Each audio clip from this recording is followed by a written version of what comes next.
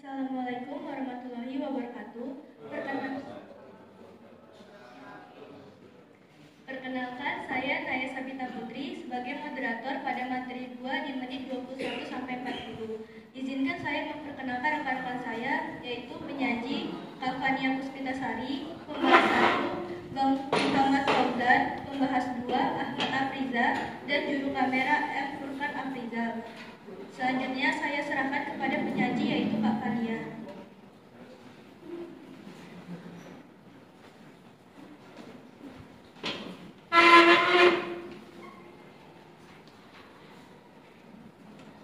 Baik, terima kasih atas waktu yang diberikan. Izin Pak Aris, izin teman-teman, saya akan membacakan 5 poin penting dalam ujian skripsi Jihan Amirah menit ke-21 sampai dengan 40. Poin pertama yaitu dalam rumusan masalah seharusnya mengandung unsur ontologis, misalnya menggunakan apa atau berapa besar indeks kepuasan masyarakat, dan epistemologisnya yang mengandung unsur bagaimana, sehingga menyisipkan unsur-unsur filsafat. Poin kedua yaitu tesis dan disertasi harus memberi pembaruan. Dalam penelitian ini memfokuskan pada indeks kepuasan masyarakat. Yang ketiga, data sekunder seharusnya yang pertama ditulis adalah peraturan perundang-undangan sebagai landasan hukum. Setelahnya diikuti dengan penjelasan penulis. Poin keempat yaitu kewajiban mendaftar akta menurut PP 24 dan Permen ATR BPN 397 seharusnya yang mendaftar adalah PPAT jika dikaitkan dengan UU hak tanggungan, karena pengecekan online hanya PPAT sebagai mitra ATR BPN. Dan poin terakhir, poin kelima yaitu analisis terhadap indeks kepuasan masyarakat menunjukkan bahwa sosialisasi program belum optimal. Hal ini berdampak pada rendahnya tingkat partisipasi masyarakat dalam layanan pertanahan. Selanjutnya akan ada pembahasan dari pembahas 1 kepada Bang Muhammad Fauzan, dipersilahkan.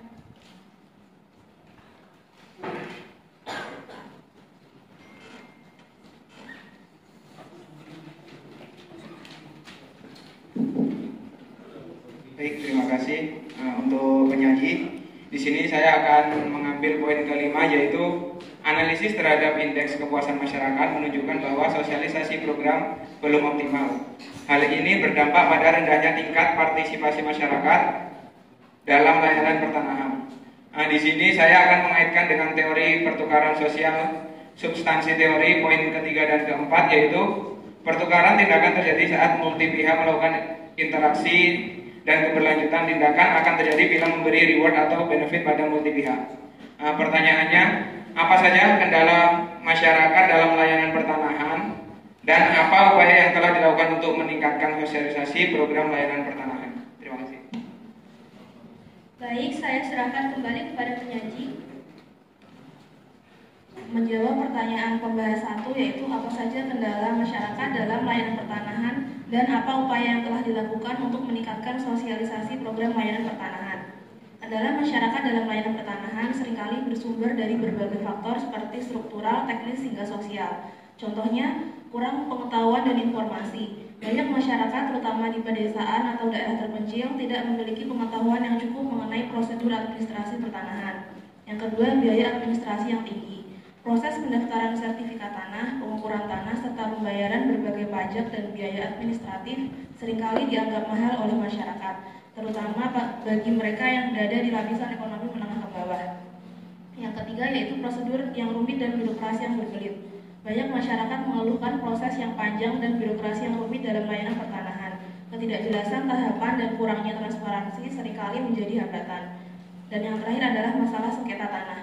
Banyak masyarakat yang menghadapi masalah sengketa tanah baik karena tumpang tindih kepemilikan, perbedaan batas tanah, atau karena adanya oknum yang memanfaatkan celah hukum untuk melakukan pengklaiman tanah secara ilegal. Upaya yang telah dilakukan untuk meningkatkan sosialisasi program layanan pertanahan yaitu melalui program PTSL. PTSL adalah salah satu langkah besar yang dilakukan pemerintah untuk mempermudah pendaftaran tanah secara massal dan sistematis. Yang kedua, melalui peningkatan edukasi dan sosialisasi melalui media, berupa kampanye informasi melalui media massa, baik televisi, radio, maupun media sosial. Yang ketiga, pembentukan posko layanan keliling. Beberapa daerah telah membuat posko layanan keliling dari BPN yang mendatangi masyarakat di wilayah-wilayah tertentu. Layanan ini bertujuan untuk menjangkau masyarakat yang tinggal di daerah terpencil atau memiliki keterbatasan akses ke kantor BPN.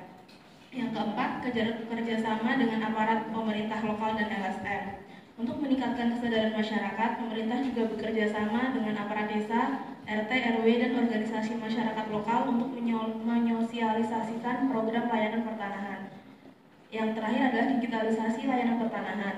Pemerintah juga sedang mengembangkan layanan berbasis online untuk mempermudah pengurusan dokumen pertanahan seperti pengecekan sertifikat tanah, pengurusan balik nama, dan sebagainya. Sistem ini dirancang untuk mempercepat proses administrasi dan mengurangi praktik pungutan liar. Jika dikaitkan dengan teori pertukaran sosial, kendala masyarakat dalam layanan pertanahan dan upaya sosialisasi yang dilakukan dapat dipahami sebagai hubungan timbal balik antara masyarakat dan pemerintah, di mana terdapat pertukaran sumber daya, manfaat, dan harapan. Teori pertukaran sosial berfokus pada interaksi antar individu atau kelompok yang didasarkan pada keuntungan dan pengorbanan yang seimbang. Terima kasih atas jawabannya. Selanjutnya pembahas 2, Ahmad Afriza dipersilahkan.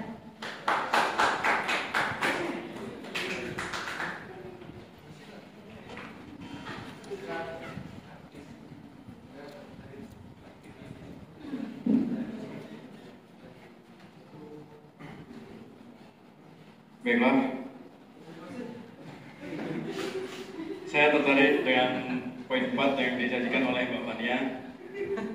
Jadi pertanyaan saya, dalam pandangan teori konflik dalam sosiologi, apakah kebijakan yang hanya mengizinkan PPAT sebagai pihak yang berhak mendaftarkan akta di ATR BPN mencerminkan upaya dominasi kekuatan-kekuatan tertentu dalam struktur hukum agraria? Baiklah, terima kasih. Saya serahkan kembali kepada penyanyi. Baik, terima kasih pertanyaannya dari pembahas 2. Dalam pandangan teori konflik sosiologi, kebijakan yang hanya mengizinkan PPAT sebagai satu-satunya pihak yang berhak mendaftarkan akta di ATR BPN bisa dilihat sebagai cerminan dominasi kekuatan tertentu dalam struktur hukum agraria. Teori konflik yang berfokus pada ketegangan dan perjuangan antara kelompok-kelompok yang memiliki sumber daya, termasuk kekuasaan, dan yang tidak, akan menginterpretasikan kebijakan ini sebagai bentuk monopoli kekuasaan oleh kelompok tertentu, dalam hal ini PPAT, dalam sistem hukum agraria. Beberapa alasan mengapa kebijakan ini dapat dianggap sebagai bentuk dominasi dalam perspektif teori konflik yaitu: 1. Penguasaan akses dan sumber daya. Dengan memberikan hak eksklusif kepada PPAT untuk mendaftarkan akta di ATR BPN, kebijakan ini berpotensi mempersempit akses bagi masyarakat yang tidak memiliki hubungan atau kemampuan untuk berinteraksi langsung dengan PPAT.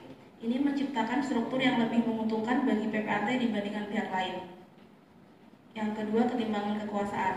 Dalam teori konflik, hukum seringkali dipandang sebagai alat yang digunakan oleh kelompok yang dominan untuk mempertahankan status quo dan menjaga kontrol atas kelompok lain. Kebijakan ini dilihat sebagai bentuk ketimpangan kekuasaan di mana PPAT memiliki kekuasaan yang lebih besar dibandingkan pihak lain dalam hal pengelolaan dokumen pertanahan. Yang ketiga, potensi eksploitasi ekonomi. Kebijakan yang terpusat pada PPAT juga berpotensi memunculkan praktik ekonomi yang tidak adil, seperti monopoli biaya jasa yang mungkin terlalu tinggi atau tidak terjangkau oleh masyarakat luas. Ini berpotensi memperkuat ketimpangan ekonomi di mana pihak-pihak dengan sumber daya lebih sedikit akan kesulitan untuk memenuhi persyaratan administratif pertanahan, sementara PPAT dan kelompok terkait mungkin mendapatkan keuntungan yang lebih besar. Dalam konteks ini, teori konflik akan berargumen bahwa kebijakan tersebut bukan hanya masalah teknis administrasi, tetapi juga soal distribusi kekuasaan dan sumber daya yang secara struktural menguntungkan satu kelompok tertentu, yaitu PPAT. Terima kasih atas jawabannya. Baiklah, dari materi 2 cukup sekian. Terima kasih. Wassalamualaikum warahmatullahi wabarakatuh.